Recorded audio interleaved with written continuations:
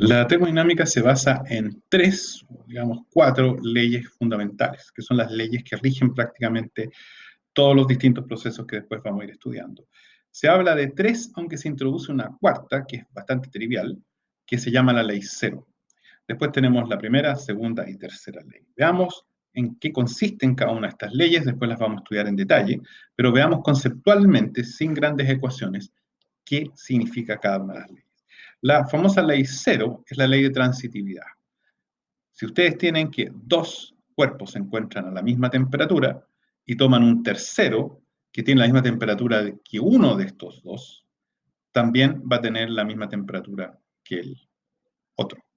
Es lo que se llama transitividad. Si una propiedad se basa entre A y B y también vale entre A y C, entonces por transitividad tiene que valer entre B y C.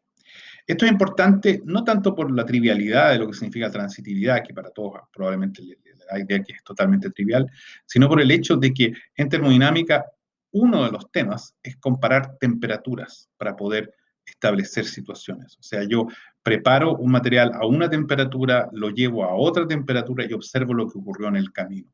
En consecuencia, las referencias, las comparaciones de temperatura son la clave para poder modelar. Ok, eso era la famosa ley cero, que no tiene más allá que un concepto filosófico asociado. La primera ley es la ley de conservación. Es la ley que me asocia la famosa energía interna que habíamos visto, lo que es el trabajo mecánico y lo que es el calor.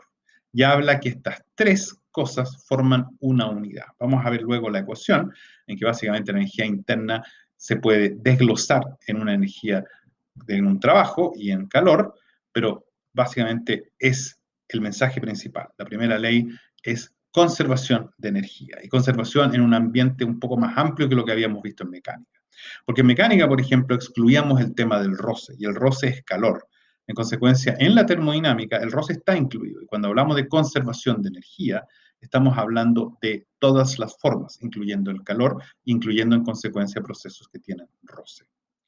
La segunda ley es la ley que tiene que ver con entropía y que básicamente lo que dice es que cualquier proceso que ocurra tiene que ser de tal forma que la entropía o permanece igual o se incrementa, pero en ningún caso se reduce.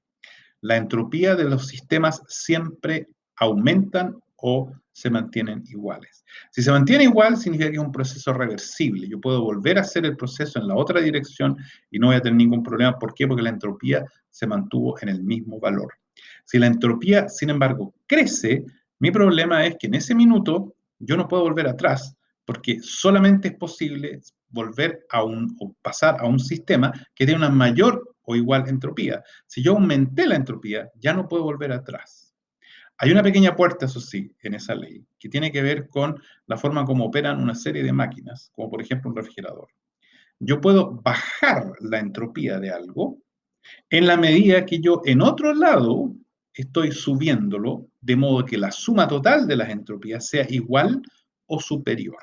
O sea, por ejemplo, en el caso de un refrigerador, yo bajo la temperatura, lo cual hace una reducción de la entropía, a costo de haber subido esa misma entropía en otro lado, más la ineficiencia propiamente del sistema que vamos a ver, vamos a llegar a que todo el sistema, digamos, la cocina más el refrigerador, va a tener al final una entropía mayor a la que tenía antes de enchufar el refrigerador.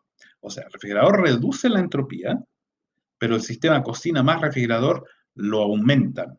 De modo que en la totalidad tengo una entropía mayor que la entropía original. Y en consecuencia el proceso es irreversible. Lo mismo ocurre para motores y demás. Y finalmente está la tercera ley. La tercera ley habla del límite, por eso está puesto como ecuación, es más o menos simple, que si la temperatura se va a cero, y vamos a hablar después de lo que es un cero absoluto, que es una escala distinta que la escala de Kelvin, que todavía vamos a explicar por qué se usa esa, la entropía se va a cero. Lo que significa aquí básicamente es que si yo voy a cero, todo el sistema se congela en un solo estado, de modo que tengo un solo grado de libertad, que eso significa que no tengo alternativas, y eso significa que la entropía es cero.